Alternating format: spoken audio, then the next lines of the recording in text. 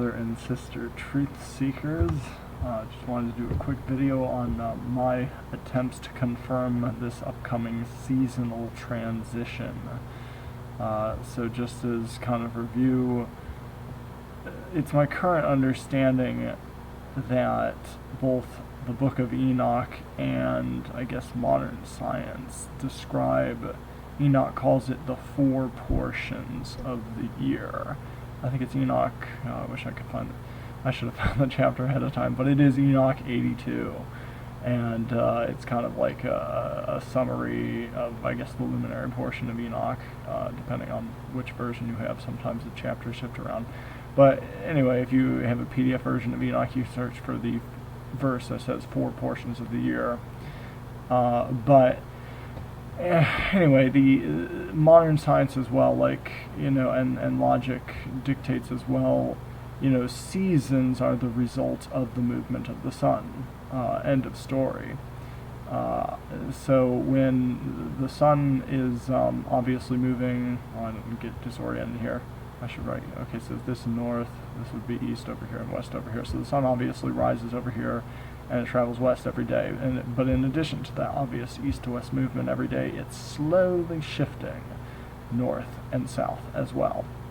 And over the course of a year, that shadow and the sun is making this pattern. Like I've collected sun shadow data at all the different times of the year, and I've seen these 3 different patterns. And during the longest and shortest days of the year, you have these arcs, and right around the equinox, you have this straight line. And so anyway, what we're looking for is the day when the shadow, so this is, if I was watching a shadow, I'd just mark a spot, the tip of the shadow, and then I'd wait like an hour, and I'd mark another spot, and I'd wait an hour, and mark it, and it makes these patterns. And so the pattern shifts up in north and south like this over the course of a year. And I mean, depending on how tall your sundial is, it can make more or less movement. Like last year, I should find that video. I've finally proved to myself the theory of a really tall sundial, like I was using a 100 or 200 foot tall cell phone tower, casting a shadow on the ground, and compared to like a little nail on the board moving like only maybe 3 inches for the entire year, the movement between these 2 lines was like hundreds of feet. So I mean, the taller your sundial, the more pronounced these movements are going to be. But I think it is possible to even use shorter sundials. It's just I think it's a lot clearer to use a taller sundial. But anyway, you're looking. The shadow pattern is progressing. It's a straight line, but it eventually starts to curve a little bit, and it heads north, and it curves more and more and more, and it heads north more and more and more. And we're looking for the day when the shadow reaches the I guess, if this orientation is correct, the shadow will be the shortest. It'll be, I guess, in the southmost position, it's simply you'll see the shadow progressing one way, progressing one day, and then all of a sudden it's going to turn and head the other way. And as you can see, the movement is most substantial here in the evenings and in the mornings. Like if you're looking at solar noon, that's going to be the smallest amount of movement you see from day to day. But if you're doing it in the morning or the evenings, the movement should be 2 to 3 times as much, because if you think about it, this line in this pattern isn't just shifting. Like it's not like this straight line is just going up and going down. Like it's also curving. So this point didn't just go from here to be in line with this. It went from here all the way to here. Okay, so that's just I just recommend, if you get a chance, I hope people are getting out to try to do this year. It might not be too late. Possible tomorrow could be the day, and then the day after. So if you're able to collect data, that'd be great. But anyway, so I was going to say there are tips if you search on my YouTube channel from last year's summer solstice, a bunch of things we learned, little tips and tricks. But in a nutshell, this year, because of the COVID stuff, I guess I'm working from home, and my sundial of choice, my really tall tower, is like an hour and a half away from home near my office. And so looking at the forecast for this week of the seasonal transition, it was looking pretty bleak and overcast. Same thing that happened last year, kind of disappointing. But so I mean, I guess I got in my head that it just wouldn't be worth to go out and look at the big sundial that's an hour and a half away from my home. Like, I'll travel 3 hours and might not get anything because of the overcast skies. So I decided to try a few sundials at home. So I've and even that, I didn't think I'd have much success with it. But I'll show you what I did come up with. So I was sitting at my home office looking out the window here, and the sun decided to pop out. And let's see if I can show a picture of the whole setup here. Okay, it was the one back, apparently. Oh, wow, look at that. I'm all discombobulated. Okay, whatever. Well, there was a picture that showed like this, but this is just a window that's about a foot off the ground, and my paper is down on the floor. Maybe we'll see that picture later. But I tried a couple things this year. If you can see right here, the sun shines through and it casts a corner. And it's very important when you're looking at shadows from different objects that you pick something that casts some kind of a corner, so you get a point. You want to be careful not to be collecting shadow data off of just a straight line by itself, because if you're measuring at different times of day, like if you're a few seconds early or a few seconds late, these horizontal lines are going to progress like crazy. But it's not the movement of this line necessarily going up or down, or this one going right or left. It's this point kind of going like that at an angle. Like if you mark this point in 10 minutes, it'll be over here, and in 10 more minutes, it'll be over here. Like, it doesn't necessarily follow, like this shadow line will still be, it'll kind of like follow the line of this, but you know, if you're marking here and then here, trust me, it's just, I would recommend you make sure you get a point. But anyway, so I tried the corner of the window here, and the ledge here is blocking it, so you'll see what actually makes it to the floor is the result of whatever getting past this shoulder. But I also tried this string up here, and long story short, that string ended up pretty bad. It doesn't work too well for me. But let's see here. I've been struggling with overcast skies too, so that's what this is. Like, I thought I had more pictures than this, but I guess not. But so the way I typically do this is I'll make my mark with a letter and I'll date it, and then like for example, here's that corner I was talking about. Here is the string, so you can see the corner is much clearer than the string. But then I'll have 40% here, and that's to let you know like how overcast it was. And like I said, I've been battling overcast skies, but thankfully a little later I did get 100% sunshine, so we'll look to see what that looked like. In addition, I just want to mention before I forget, this morning I was able to get a shadow that was cast from one of my interior windows, kind of on the second story of my house. So it's like 30 foot up in the air, and it casts down on the kitchen floor about 20 or 30 feet down. So I was able to get that one, and like I said earlier, like the taller your sundial, the clearer your results should be. So I've got a nice corner like this from like 30 feet high on my kitchen floor. And another reason why I did it indoor this year was because I was concerned about the rain. Like, especially with sundials this small, the marks have to be very, very, very accurate, very sharp, because the movements are so small. And so I couldn't do this outside, because if it rained, it would, like, I really need to be able to see the very fine pencil marks on this perfectly white paper. And you know, obviously I can't do that if it gets rained on, so that's another reason I did it inside the house. But anyway, I'm excited to try that other smaller sundial. Taller sundial tomorrow morning. But I do think I had some moderate success with this method. as we'll see here in a minute. So yeah, this just didn't work too well. I was really hoping for more, but you can't even really see, these pictures don't show it too well, but it wasn't a sharp line from those strings. It was like a very blurred line, like definitely not as sharp as this corner. Okay, so we're getting into my marks from today. So as you can see, it started with 40.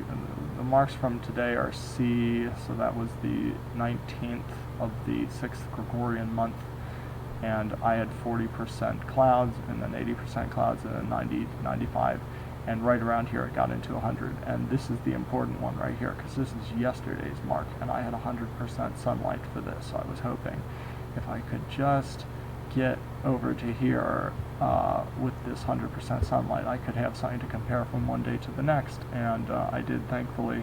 But before we get there, I just want to show you kind of the difference in data, because there's another thing that happens when you've only got like 40% sunlight, when the sun's kind of blocked by little wispy clouds. The shadow, like the edges of the shadow, I think there are scientific names for that. It's like umbra and penumbra, but it's a darker edge, and then there are different shades of this shadow, and it just becomes less sharp when your light is duller, and it can appear to shift the entire pattern backwards or forwards. Like I took video, I think for the winter solstice 2 years ago, and I actually took a video of this when the sun was coming and it was fading, and it like moved this whole pattern. It was like making it woo woo woo woo. So you got to be careful to make sure you have consistent sunlight when you take your marks, because that can, especially like I said, with a small sundial, that can cause the whole thing to kind of easily shift like what would typically be the small movement you would see from one day to the next, except instead of one day to the next, it's just the shade of the sunlight changing. But anyway, so let me show you. So you can see kind of this gap. This was with 40% sunlight. I think we were at pretty much 100% sunlight for the 19th, and this B mark, this mark right here was from it was from yesterday, the 18th, but I didn't mark it because I wanted you to see the light around this mark, just for notes. But remember, this is 40%. So this mark was a good mark. This was 100%, and this is C. So then I just needed one more mark over here to compare. But I wanted to take some pictures of what the sun looks when it hits this mark from the previous day. So watch the progression here. And I think I wanted to show you in the previous picture just how closely I filled this out. Like when I make my mark, I like shade it in completely, so like there's no little light gap. Like if you remember looking at I went forward. If you remember looking at the previous one, you can see a little bit of light gap on the other side of that mark. So when I make a mark and I have 100% good sunlight, I make the mark right up against the shadow, so there's like no little band of light behind it. So then if we go on to B, the thing is, if we're still heading towards the solstice, if the solstice hasn't happened yet, then I'm expecting the shadow to keep progressing this way. Like when it reaches the longest day, it's going to hit the extreme up here, and then it's going to come back this way. That's just the way it works for this window and the orientation I'm at. So to give you reference of what's going on here. So what I was looking and hoping for was I'd have 100% sunlight to compare and to see if this shadow pattern is above or below this mark from yesterday, because this was a good mark. And look here. If there is a light band on top of this mark, like if there wasn't a light band, I was gonna go backwards to show you again. This is what it looks like when there is no light band on the day of my mark. And that's what it looks like on the day after. So this mark was from yesterday on the 18th, but the light is already behind it. I didn't mark it for clarity, but it is behind. It appears to be behind. But I wanted to say, like, again, just watch this edge, and watch this edge. And it can be deceiving if you're trying to record this edge and this edge. Let's take this edge, for example, because it's going to lift off of that line if you were taking your mark at a different time of day. But it's not this movement we're concerned about. It's the movement that is perpendicular to your data points. So it's this movement we're interested in, not the movement that's perpendicular to your straight line here or your straight line here, depending on your orientation. If you just happen to be like perfectly like north or south and you were doing it at solar noon, maybe that would work out, but most of the time you got to be really careful because it's not these straight edges kind of moving perpendicular to themselves. It is the point, like I said, and you've got to look at the direction your points are heading, and the movement we're interested in is the perpendicular movement to that, that pattern of points. So if I were to draw a line connecting my points, there's a C, and there'll be another C out here, but if I draw a line connecting that, it's the movement perpendicular to that line that we are looking for. But just notice how these I've just seen it, and I've even done it myself, and I almost did it myself even this year doing this. Like, I think the first time I took my mark, I almost just drew a straight line, and then I remembered, oh, you gotta be careful, you can't just draw a straight line, you need to have some kind of apex of points, so you can connect the points, and then it's the movement perpendicular to those points that you're looking for. So anyway, so that looks, to me, in summary, I guess it seems like it's still progressing. I had 100% sunlight yesterday and 100% sunlight today. It's really close. That's the thing I hate about these little sundials, but I mean, I did have 100% sunlight yesterday and today, and I see that light band, so it does look like it's still progressing slightly. And so there, I'll just show a couple more. See now how this line here is like on top of that line, and this line has shifted that way. This is not the movement you're looking for. The movement then between this line and this shadow line.